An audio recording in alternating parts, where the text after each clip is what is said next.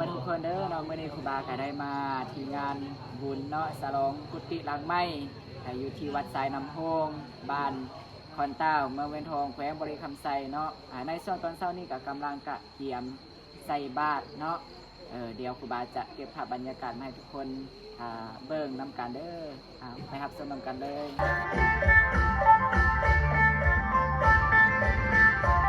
ตอนนี้ก็กำลังกะเกียมมาจะใส่บาตรเนาะพอดีฝนตกมาเนาะเอาตัวเย็นๆกำลังขึ้นไปทางอาราม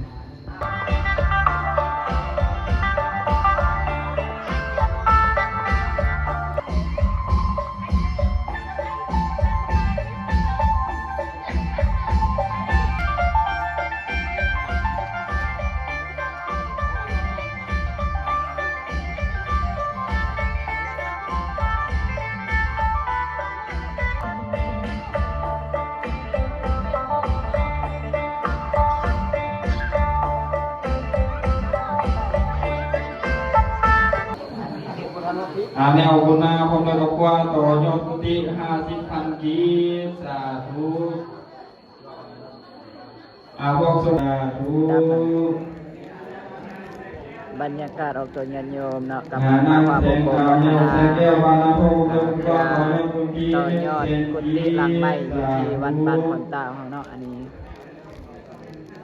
แนวของผู้พรมตะกวาต่อยอดกุฏิ50,000 กี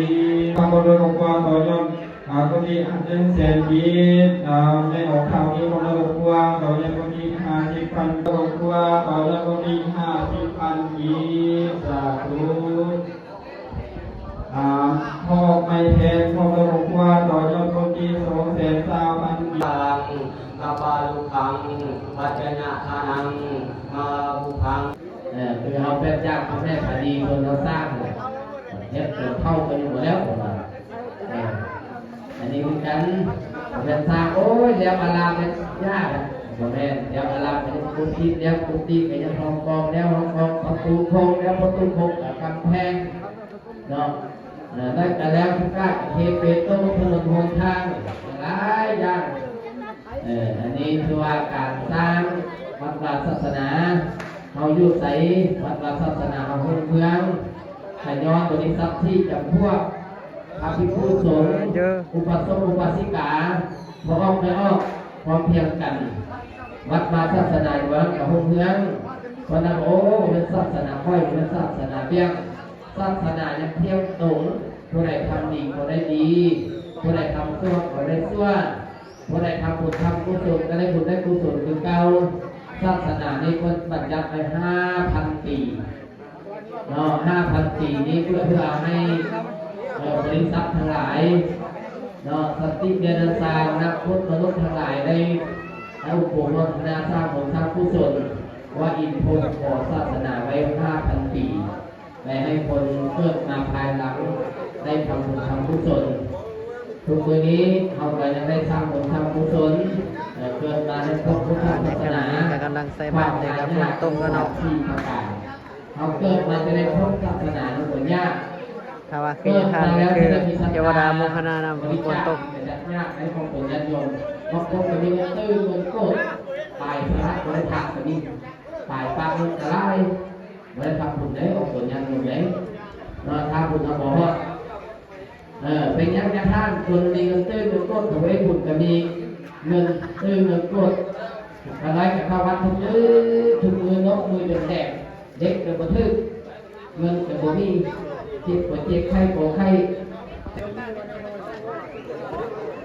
อันนี้การช่วงบุญไทยบุญนั้นต่อเท่าบุญเขามีครับจะพาสามารถจะพาดึงบุญคุณบุญที่บุญเข้าเขาส่งให้เขาสร้างบุญไม่เติมบุญเข้าแต่ว่าคือว่าครูบาอาจารย์คือว่าบารมีเข้าสร้างบารมีไม่เสริมขึ้นทั้งไซก็ส่วนญาติโยมจะสร้างบุญเข้ามีบุญเข้าแล้วก็สร้างบุญไม่เสริมขึ้นน้องมันจะงอกงามมันจะรุ่งเรืองเจริญอันนี้คือการเอาส่วนญาติโยมและกุฏิเข้าเอาสร้างกุฏิไม่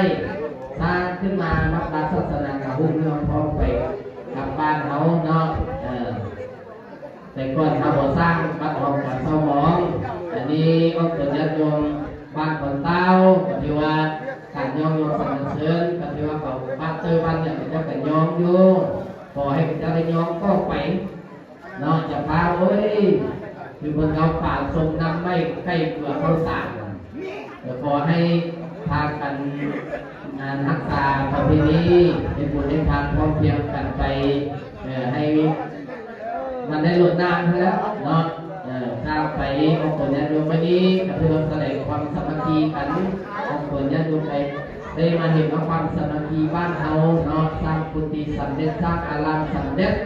อันนี้ความแสดงความสามัคคีเลยครูบาอาจารย์หลายองค์วันนี้ก็มาสู้เนี่ยมาเฉลิมฉลองศรัทธาของคนญาติโยมเลยผมไม่มาล้าเนาะเฉลิมฉลองศรัทธาของคนญาติโยมกับครูบาอาจารย์ผู้ที่เจ้าที่การรับนี้ทางได้เพิ่นกับมาเฉลิมฉลองมาสู้คือเมื่อคืนนี่แหละอันนี้พอประกาศยอมสรรเสริญต้องตรวจยัดยงศรัทธาในสร้างสาพัฒนามาเกิดมาในพระพุทธศาสนาบางคนเกิดมาไอ้วัดวาศาสนานี่มันได้ทำอะไรอย่างโยมเนาะผมแม่เราโอ้ยขันน้อยอยู่แล้วเพื่อวัดผมก็เจอไปน้ำเนินก็ได้เนาะอยากไปน้ำเนินก็ได้เพื่อนได้ตายสลาวัดมาได้เท่ากันเมื่อนี้กับว่าโอ้ยคาเมื่อหน้ากับว่าคาแต่ทางโอ้ยไปพูดขันน้อยคาอะไรอนุโมทนาตรงนี้ได้ทุกคน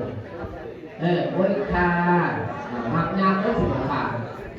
เนาะใครนำไปตัดสละไปไม่ได้กับคาลูกไม่ได้กับคาลาไม่ได้กับคาให้ไม่ได้กับคาหน้าเลยคาส่วนคาก็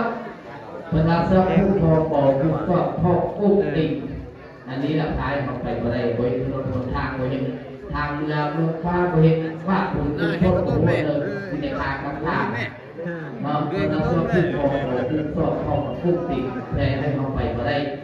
แต่ย้อนอันนี้แหละเขาว่าโครงการสุบันเขาตัดสินใจเขาสร้างสาพัฒนานี้เปิดอ่านให้ลาเซอร์เนาะเดี๋ยวนี้แต่ขอให้องค์ญาติโยมนั้นเริ่มใส่ทางพุทธศาสนาสร้างวัดวาศาสนาขึ้นนี่ก็สร้างอารามนี่แหละ100 ปี1,000 ปีก็ตั้งเลยเนาะมันเป็นเหตุในคิดที่มากทุกคนตั้งเก่าโบราณเราคนทุกคนมามันโมเนียสลายไปเรื่อยเด็กที่ได้จะได้ก็100 ปีกับพวกเป็นอันนี้ชาวความสมัครเขาตัวญาติโยมขอให้ตั้งอยู่ในความเพียรรักศีลธรรมเนาะพากันสร้างสรรค์พัฒนาครอบครัวเพื่อจะได้ครอบครัวต่างๆเราที่มีความอบอุ่นเพื่อจะได้ครอบครัวเราที่มีความเจริญเนาะกระเป๋าไปอันนี้กาเอาไปขออนุญาตทำเลยทุกมือที่ตัดที่ตัดกินก็ไล่ตัวญาติโยมทำอุบายจัดไปท่วงคนตกตัวญาติโยมแม่เงินทำแก่ให้ไปถึงมือพอว่าเงินทำไม่ร้อยทางเท่าไปปาร์ตี้ถ้าเพื่อนเอาลูกเป็นญาติเพื่อน